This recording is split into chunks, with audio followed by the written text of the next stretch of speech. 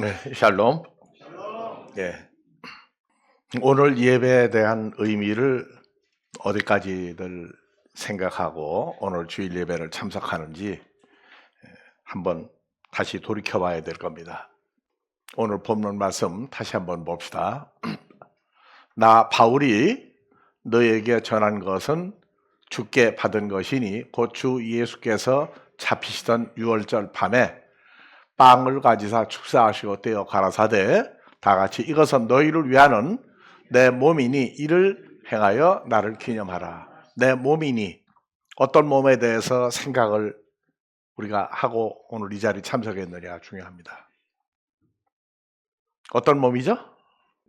이미 십자가의 고통을 죽으심을 통해서 3일 만에 부활하신 예수님의 몸이죠. 부활하신 예수님의 몸은 그냥 몸입니까? 그러니까 우리는 하나하나를 추상적이고 그리고 분위기 좋고 환타직한 예수로 생각하고 있는데 예수의 어떠함을 우리가 얼마나 내 존재화된 속에서 오늘 이 자리에 참석을 했는지, 또 25일 날 크리스마스, 참 좋은 날입니다. 그런데 예수님의 성탄이 뭐예요? 거룩한 분이 탄생했다는 얘기죠.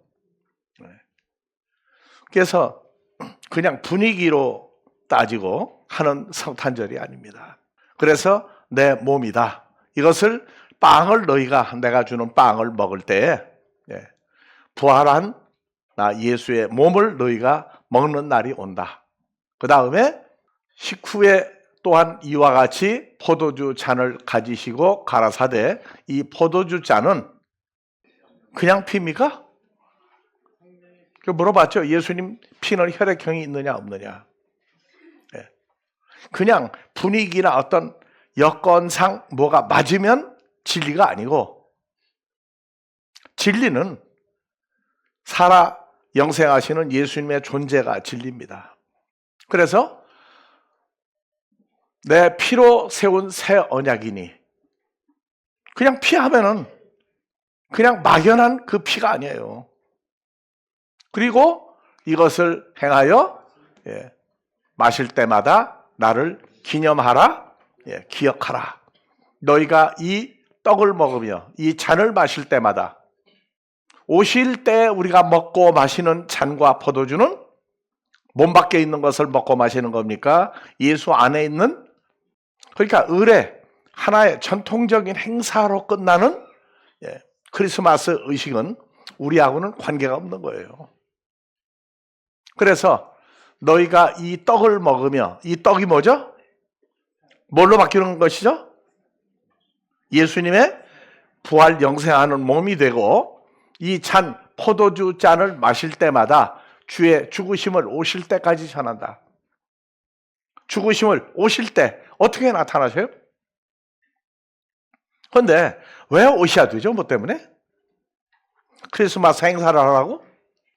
그래서 예수님이 오시는 그 목적, 짧은 시간에 우리가 하기에는 너무나 벅찬 시간들이지만 누가복음 1장의 4절 보면은 4절, 5절 유대왕 헤롯 때 다 같이 아비야 반열에 제사장 하나가 있으니 그 이름은 샤가랴요 그 아내 이름은 아론의 자손이 이름은 엘리사벳이라. 자, 아비야 반열의 제사장 다윗 때 24명의 아론의 후손이 세월이 지나다가 보니까 많은 숫자가 됐어요. 그래서 돌로 지은 성전을 만들기 전에 아론의 후손 중에 지파가 24지파가 또 생겼어요. 그 중에 8번째 아들이 아비야 제사장입니다. 그 후손 중에 누가 태어났느냐? 밥티스마 요한이 태어났어요. 지금 무슨 얘기냐? 아론의 반차를 쫓은 제사장의 정통 후예가 하나님이 인정한 사람이 태어났다는 얘기입니다. 그래서 아비야 반열에 누가복음 1장은 대제사장 아론의 반차를 쫓은 하나님이 인정한 유일한 제사장이 태어난 거예요. 2장은 누가 보면 2장은 누가 태어나죠? 예수님이 베들레헴에 구유에 태어나신 거죠. 그냥 역사적인 사건을 쓴 겁니까? 자, 우리는 예수를 믿는데 다른 예수를 믿게 만들면 큰일 나요. 어떤 예수를 우리가 믿는 거죠? 기복신앙의 예수입니까? 마태복음 1장 21절 잊어버리면 안 돼요. 마리아가 남자아이를 낳으리 이름을 누구라 하라? 예수라고 불러라. 예수의 뜻은 뭐냐? 다 같이 자기 백성의 죄에서 구속할 자, 구원시키러 오는 자다. 그러니까 오늘날 우리가 예수를 믿는 것은 어떤 이방신의 이름을 부르듯이 예수를 열심히 믿고 열심히 부르고 예수를 위해서 열심히 살고 하는 추상적인 예수가 아니에요. 하나님의 아들입니다. 우리는 지금 하나님도 너무 모르고 예수도 너무 모르고 있어요. 그래서 자기 백성의 죄에서 구속할 자다. 행위적인 죄를 구속하러 오십니까? 우리 속에 있는 죄를 없애러 오신 분입니까? 그렇기 때문에 내 죄 사함 받고 예수를 안 뒤에 나의 모든 게 변했다가 뭐가 변했어요? 그냥 변한 하나의 환타직한 변화지 아무것도 변한 거 없어요. 뭐가 변했느냐? 그것이 이제 우리가 이번 25일 날 예배 때 우리가 뭐가 변했는지를 구체적으로 확정할 겁니다. 왜 모세의 형 아론에게 넘겨준 죄를 사하는 권세를 아론의 반차를 쫓아서 하나님이 인정한 마지막 제사장을 대제사장을 왜 세웠느냐? 그 다음에 히브리서에 보면 예수님도 하나님의 아들인데 대제사장으로 나오신다고요. 그러니까 여러분들이 다 같이 주 안에 있는 나에게 그러면 어떤 예수 안에 있는 나가 되는 거예요, 여러분? 죄를 사해 주시는 십자가에 죽었다가 부활한 그 예수 안에 우리가 있는 겁니다. 그래서 왜 예수님이 오셔야 됐느냐? 말라기 1장 13절부터 한번 봐봅시다. 구약이 제일 마지막에 말라기서죠? 말라기는 말렸어요. 우리말로 보면. 그렇게 하지 말라고. 근데 말라기는 아론의 반차를 쫓은 구약의 마지막 제사장. 그 후에 몇 년 후에? 400여 년 후에 예수님이 하나님의 아들 대제사장으로 백성의 죄를 사해 주는 분으로 오셨습니다. 자, 만군의 여호와가 이르노라. 너희가 아론의 반차를 쫓은 제사장들이 말하기를 하나님 앞에 소나 양이나 염소를 죄를 없애기 위해서 그 소나 양이나 염소를 잡아서 제물 드리는 게 얼마나 범패스러운 거, 번거롭고 아주 귀찮은 일이 아니냐. 그러면서 제사장들이 하나님 앞에서 껍데기는 거룩거룩 하는데 속으로 뭐해요? 코웃음 한번 해보세요. 어떻게 그렇게 코웃음해요? 성경을 읽는데 현실적인 그대로 감각적인 것이 우리가 돼야 돼. 코웃음 치죠? 우리 코웃음 치죠? 아이고 하는 게 뭐예요? 여호와 하나님이 뭐같이 보이느냐? 아주 별거 아닌 걸로 보인단 말이에요. 입으로는 거룩한 하나님, 여호와 이름을 부르면 안 되니까 다 같이 아도나이 주라고 부르면서 겉으로는 건데 속으로는 아이고 하나님 앞에 제사 지내는 거 아유 귀찮아 죽겠는데 자꾸 하라고 그러면서 코웃음하면서 빈정대고 토색한 물건. 토색이 뭐예요? 소나 양이야 염소를 제대로 된 걸 아니라 강제로 뺏어오거나 병들은 것. 그래서 병든 것을 가져왔느냐? 내가 너희가 이같이 헌물을 거룩한 제물이라고 가져오니 나 여호와가 그것을 너희 손에서 받겠느냐? 너희는 하면서 겉으로는 온갖 아양 거룩을 다 찾으면서 속으로는 아이고 뭐 이거 해봤자. 그래서 여호와의 말씀이니라 때 가운데 수컷이 건을 그 서원하는 일에 흠없는 짐승으로 하나님 앞에 사기치고 하나님께 드리는 자는 뭘 받으리라? 저주를 받으리라. 저주를 받으리라. 요한복음 2장에 예수님이 똑같은 6월절 날 6월절에 돌로 지은 성전 예루살렘에 가서 소나 양이나 염소나 돈 바꾸는 자들의 상을 다 집어치우고 없애버렸어요. 그러니까 그 사람들이 예수님이 이미 능력자라는 것을 알고 있으니까 어떻게 덤비지 못하고 시비가 걸었습니다. 내가 왜 이 짓 하고 있느냐? 이 돌로 지은 성전이 이게 얼마나 거룩하고 얼마나 공들인 성전인데 내가 감히 하나님께 드리는 제물을 이따위로 와서 다 내쫓고 돈 바꾸는 사람 다 내쫓지 않았느냐. 예수님이 그랬어요. 이 돌로 지은 성전 헐어라. 그러니까 유대인들이 뭐라고 그래요? 제사장들이 웃기는 소리 하지 말라고. 이 성전 짓는데 얼마나 긴 세월이 걸렸고 얼마나 엄청난 자금이 들어갔는데 네가 또 새로 짓겠다고? 예수님은 거기 얘기했어요. 너희는 모르지만 내가 죽었다가 다시 부활하면 내가 살아있는 하나님의 성전이 된다. 성전이 된다. 그래서 제자들만 부활하시고 난 다음에 예수님 부활하면은 부활의 몸으로 오실 때 산돌 성전이 되는구나. 다 감추고 하나님께 속한 사람들만 이 돌로 지은 성전을 헐어라. 그래서 새로 내가 부활의 몸으로 올 때 내가 하나님의 산 성전이 된다고 하는 얘기를 알았어요. 자, 그런데 말라기 1장에서 야, 너희 살아있는 저 총독한테 빌라도 총독한테 한번 그렇게 병들고 완전히 눈 멀고 도둑질에다가 온 양이나 소나 염소를 제물로 드릴 때 야, 빌라도 앞에 한번 갖다가 드려봐라. 빌라도가 소경이냐? 근데 나 여호와도 소경 아니다. 다 알고 있다. 오늘날 예수님이 오셨을 때에 2000년 전에 마태복음 11장에 가면은 밥티스마 요한, 세례 요한, 침례 요한이 주님이 가야 할 길을 평탄케 하는 일을 하지 않고 오히려 헤롯의 성적인 문란함을 지적했다가 옥에 갇혀가지고 죽을 날이 남았죠. 그때 예수님한테 제자들을 보냈어요. 마태복음 11장 요한이 어떤 게 마지막 아론의 반차를 준 대제사장이 죄를 사해준 요한이 옥에서 주님이 하고 다시는 일을 듣고 제자들을 보내어 예수께 여짜오되 다 같이 오실 그 메시아가 당신이 맞습니까? 우리가 다른 메시아를 기다려야 됩니까?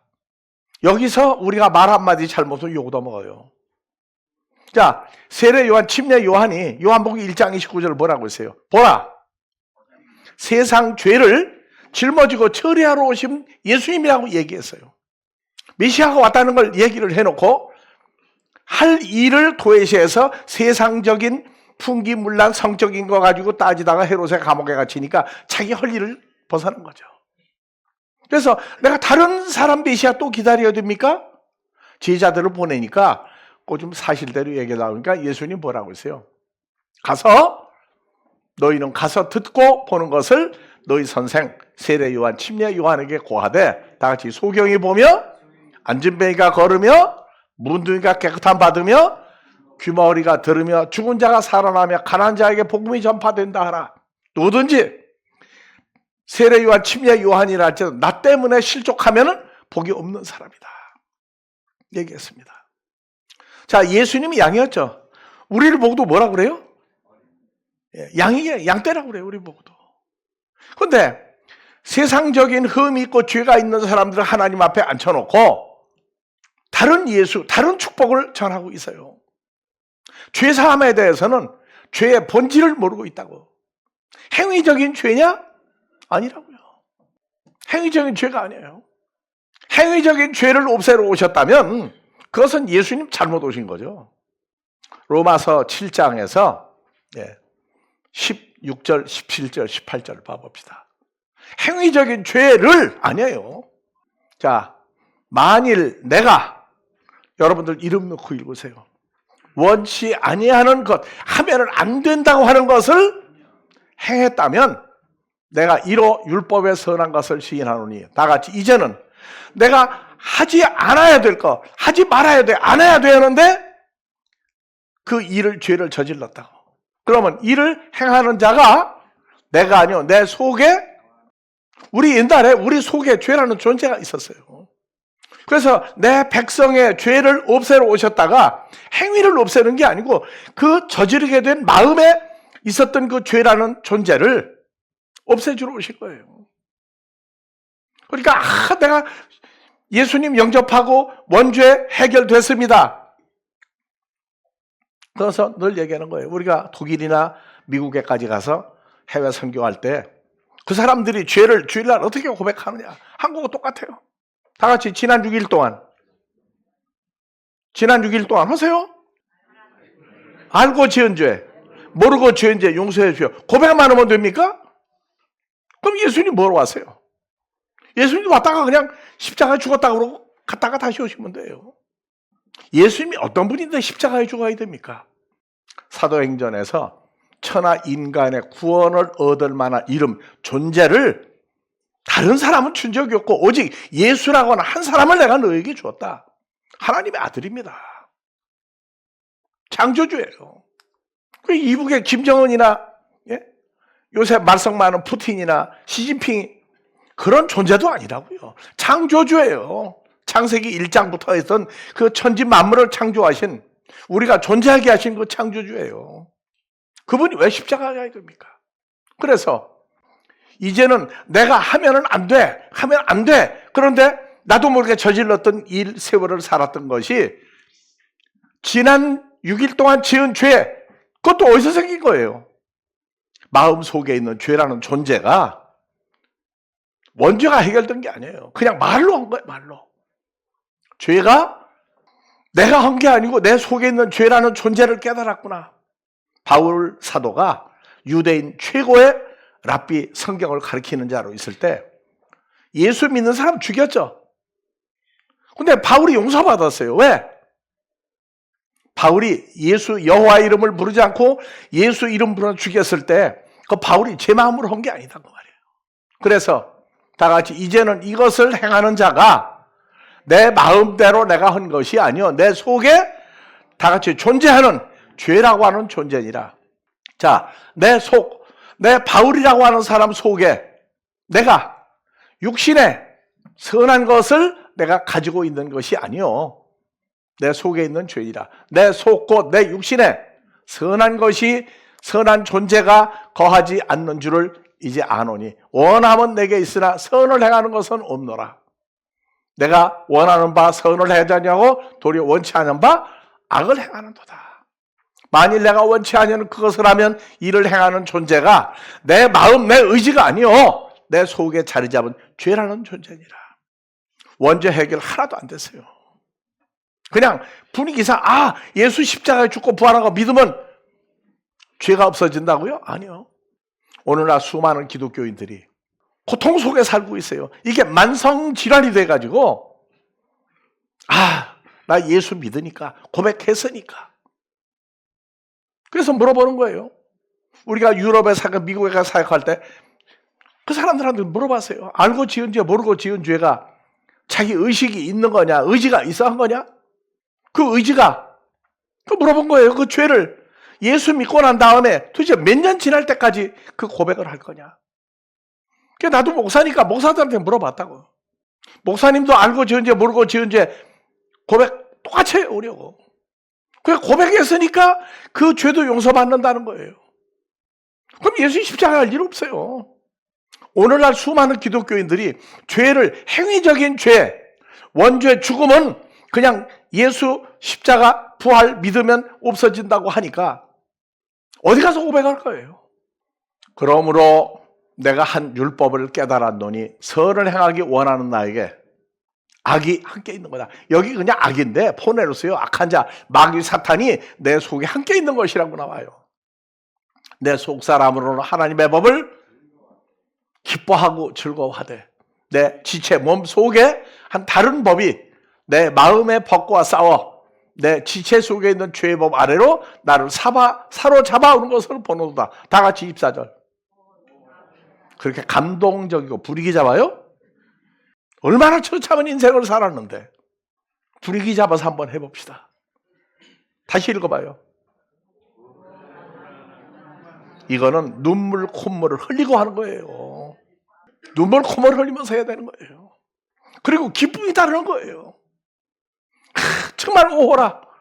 야, 정말 나는 뭐가 뭔지 모르고 살았었구나. 그런데 이제는 예수 안에 있다는 것 때문에 이제 해결됐구나. 그래서 이 사망의 몸에서 누가 나를 건져내랴. 원죄 해결됐다고 그러고 자범죄, 고범죄, 행위적인 것만 고백하는데 원죄가 뭔지 자범죄가 뭔지 고범죄가 뭔지 의지 없는 신앙생활. 난 예수 믿으니까 무조건 나는 예수 피로 죄 사함 받았다고. 그건 아니에요. 그래서 누가 나를 건져내랴.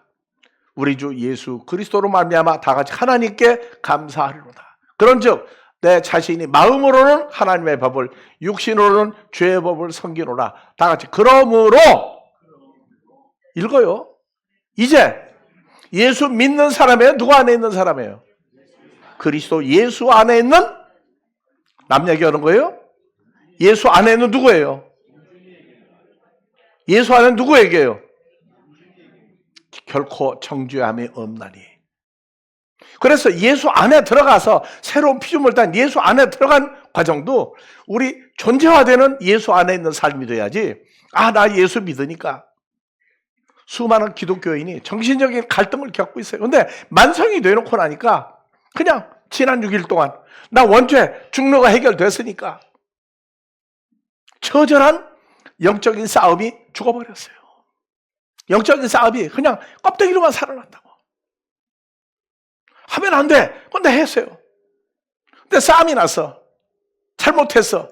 처음에 내가 잘못했지 하는데 계속 잘못한 얘기하면 뭐라 그래요? 빠져나갈 군형이 있어. 다 같이 너도 내 입장도 해봐라. 이건 이중인간을 만드는 신앙생활이라고. 존재로서 존재하는 죄는 예수님 오실 때까지 오셨어요? 안 오셨어요? 예수님 진짜 오셨어요? 안 오셨어요? 그런데 어떤 예수를 영접한 거예요? 또 오시는 예수는 누구고? 심판주로 오신 예수는 누구고? 그런데 예수를 영접했기 때문에 우리 찬송가 불러요. 다 같이 주 안에 있는 나에게 단 근심 있으랴. 자, 주 안에 있는 나에게 그냥 판타지컨 거예요? 아니면 죄인이었던 내가 누구 안에 들어가세요? 예수님 안에 들어가 있는 거 인정하죠? 근데 예수님의 실제 존재가 있는 거예요? 없는 거예요? 그게 문제라고. 예수 안에 있는 거 믿으라는 거예요. 무조건 믿으라는 거예요. 예수의 이해자도 모르던 내가 주님을 만나고 부르심을 입고 주 안에 있는 나에게라는 사건을 예수님 어떤 분인데 그 존재와 가치와 실체를 알고 난 다음에 갈라디아 4장 6절 열어봐요. 다 같이 읽어봅시다. 너희가가 누가 너희가예요? 예수 안에 있는 너희가죠. 예수 안에 있는 누가? 다 같이요. 예수 안에 있는 누가? 하나님의 아들인 거로 하나님이 아들 예수의 성령을 우리 마음속에 보내사 아빠 아버지라고 한다. 거짓말 못하는 거예요. 하나님 아버지 주기도문 그냥 따라하는데 물어봤어요. 하늘들 안에 계신 우리 아버지 정말로 하나님이 친아버지냐 하니까 떨더라고요. 예수님이 나 예수만 믿는 게 아니라 예수 안에만 있는 게 아니라 우리가 누구 안에 있는 피조물이 되니까 그리스도 예수 안에 있는 피조물이 되고 나니까 하나님을 아버지라고 불렀던 그분이 우리 마음에도 같이 계신 걸 알고 난 다음에서 하나님을 아바 아버지가 아니고 헬라어로 바꿔보세요. 다 같이요? 다 같이 아빠. 아바가 아니에요. 그래서 한국 사람들만 아버지를 어렸을 때 젖 먹을 때부터 뭐라고 불러요? 창조주 하나님을 또 뭐라고 그래요? 그래요. 그렇게 얌전한 애들 부르세요. 그런데 세상에서 가장 좋은 단어가 엄마예요, 아빠예요? 엄마 소리가 입에서 나오려면 엄마 소리를 몇천 번, 몇만 번 들어야 나와요. 근데 우리는 듣는다고 되는 게 아니고 우리 주 예수 그리스도의 안에 우리가 있죠? 예수님의 성령 우리 마음에 주어지고 나니까 그때서 그 사람들이 하나님이 친아버지냐고 그러니까 이 구절을 읽고 난 다음에 사실 얘기인데 나 무서운 얘기라고. 어떻게 하나님이 친아버지가 됩니까? 근데 여기는 뭐라고 했어요? 한국 사람들은 어느 피가 있는 민족이라는 걸 입증하는 거예요? 외국 사람은 안 하나요? 그래서 아빠를 영어예요. 제가 읽어보니까 영어예요? 헬라어예요? 헬라어예요? 영어예요? 한글이에요. 원어 성경 어렵다고 그러는데 아니에요. 영어 하는 사람 다 읽을 수 있죠. 뭐라고요? 나는 우리 아이가 셋인데 애들이 크면서 아빠, 엄마 할 때 그 소리 그냥 들은 게 아니에요. 야, 아빠, 엄마. 누가 그러는데 엄마 소리가 제일 먼저 나오는데 수천 번이 아니에요. 수만 번 들어야 입에서 나온다는 얘기예요. 근데 우리는 창조주 아버지 하나님을 수없이 들어서예요. 예수의 성령이 우리 마음에 들어오고 나니까 대번 나온 소리예요. 다 같이 아빠! 호파테로. 진짜 우리 아버지. 평생 살면서 진짜 창조주 하나님이 아빠 호파테로 하는 어린아이 같은 소리를 할 수 있는 영광과 권세와 기쁨을 허락하신 거예요. 크리스마스 분위기 잡고 그거 참 좋은 겁니다. 나도 예수 안 믿을 때 크리스마스 캐롤이 나오게 되면 뭐 의미도 모르고 명동거리 가가지고 왔다 갔다 하고 친구들하고 술 한잔 마시고 2차 3차 갔다니까. 분위기 잡는 날이 아니에요. 그래서 이게 우리가 하나님을 친아버지라고 부르고 나면 말라기 3장 8절부터 10절부터 먼저 봅시다. 8절 찾아놓고 자, 다 같이 사람이 이건 죄사함 받으려고 온 유대인들 보고 한 얘기예요. 어찌 다 같이 하나님의 것을 도적질하게 했느냐. 그러나 너희 종교계 지도자들은 하나님의 것을 나의 것이 뭐예요? 하나님의 것이죠? 하나님의 것을 도적질하고 말하기를 우리가 어떻게 주의 것을 도적질하였나이까? 곧 11조와 헌물이다. 너희 곧 온 나라가 너희 제사장 모두가 나의 것, 다 같이 하나님의 것을 도적질하였으므로 너희가 저주를 받았느니라. 11조가 뭐로 나오니 잘 보세요. 만군의 여호와가 이르노라. 너희의 온전한 11조를 어디 있는 창고예요? 근데 11조가 현찰로 현금으로 가리켰는데 하나님의 창고에 들여. 그래서 마태복음 3장 10절 보게 되면 밥티스마 요한이 그랬어요. 나는 물로 너에게 밥티조 세례 침례를 주고 내 뒤에 오시는 예수는 불성령으로 그 다음에 성령으로 두 가지 불과 성령으로 밥티조 세례 침례 줄 것이다. 근데 쭉정이는 꺼지지 않는 불 속에 알곡은 뭐와? 곡간. 똑같은 단어예요. 창고에 들이리라. 알곡이 마태복음 13장간 뭐로 나와요? 하나님의 아들들로 나와요. 그래서 11조가 돈이라면 하나님은 돈을 양식으로 먹고 사는 분입니까? 그래서 한국이나 외국에 나갔을 때 물어봤어요. 11조가 돈으로 끝납니까? 현금이래 전부 다. 근데 잘 읽어보자고. 헌금 봉투에 있는데 온전한 11조를 창고에 들여 하나님의 집에 뭐가 있게 하고? 그 양식이 뭐예요? 한식, 중식, 양식입니까? 그건 오래 나요. 하나님이 뭘 먹고 사시겠다는 얘기예요? 이러니까 그 음식 40일을 먹느냐 안 먹느냐 몰래 먹고 했느냐 안 했느냐 따지고 앉았어요. 요한복음 4장 사마리아 여자를 제자들이 빵을 사러 갔다가 와보니까 라비어 잡수소서 빵과 소금에 절인 생선 오늘날로 햄버거 같은 거 가져왔습니다. 나는 이미 먹어서 배가 부르다. 누가? 어떤 놈이 갖다 줬느냐고 할 때 나는 너희가 알지 못할 먹을 양식이 있느니라. 이걸 우리가 주기도문에 일용할 양식까지도 그냥 암송하는 거예요. 일용할 양식을 주옵시고. 아니라고요. 그래서 우리는 원어라고 하는 걸 하는데 그런 얘기를 했어요. 원어를 제일 먼저 쓴 민족이 누구냐? 예수 십자가를 못 박은 유대인들이에요. 그렇죠? 원어한다는 얘기는요. 한국말도 잘못 쓰게 되면 독이 되는데 그래서 나의 집에 내가 먹을 양식이 있게 하고 그것으로 나를 시험하여 하늘문을 열고 너희에게 복을 쌓을 것이 없도록 붙지 않나 보라. 그랬더니 헌금만 내고 시험해 보라는 거예요. 하늘나라 가면 헌금을 가지고 쓴대요. 그래서 헌금을 한국 돈으로 해야 됩니까? 달러로 해야 됩니까? 마르크로 해야 됩니까? 독일에 있을 때 물어봤더니 쳐다봐요. 그 하나님의 것, 나의 것. 그래서 신약 성경에도 봐라. 고린도전 3장 23절에 뭐라고 나오느냐? 고린도전 3장 23절 읽어보세요. 너희는이 아니죠? 예, 다 같이 이름을 넣고 그리스도 예수의 것이요. 그리스도는?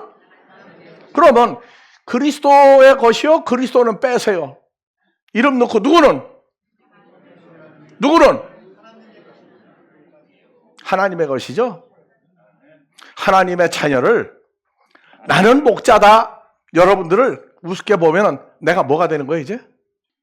여러분들 한 사람 한 사람이 주님의 목숨을 담보로 하고 십자가 고통을 겪고 예수 안에 있는, 영접했으면 예수 안에 있는 존재가 됐죠.